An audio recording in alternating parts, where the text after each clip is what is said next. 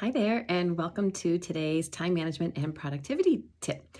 So, we talk a lot about scheduling and making sure that we're accounting for everything that we need to get done. And today I'm introducing a different concept actually called unscheduling.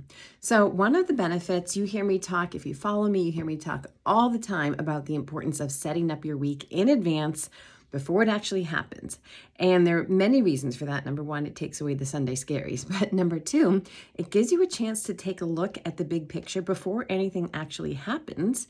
And you can sit back and evaluate, do I like how this schedule is looking? Is it working? Does it account for everything I need it to account for? And does it reflect my values?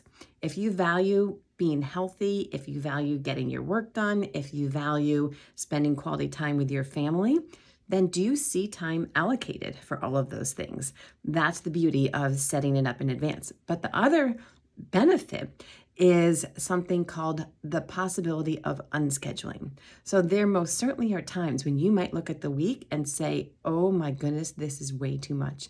It's overwhelming. I have meetings back to back all day long, every day. I don't have time to breathe. This is suffocating, and I am going to dread going into this week. If that's your reaction, then you have the opportunity to unschedule. And that's when you take a look at the week and say, what can I take out? Maybe you had social plans with a friend and you have to contact them and say, you know what, I need to bump this out a week because this is just too stressful and I'm actually going to need downtime this week. And I'm not going to enjoy the socializing. So maybe you have to move some social plans, or maybe you want to make sure you keep those. Maybe there are meetings that you say, I need to create some white space in my calendar.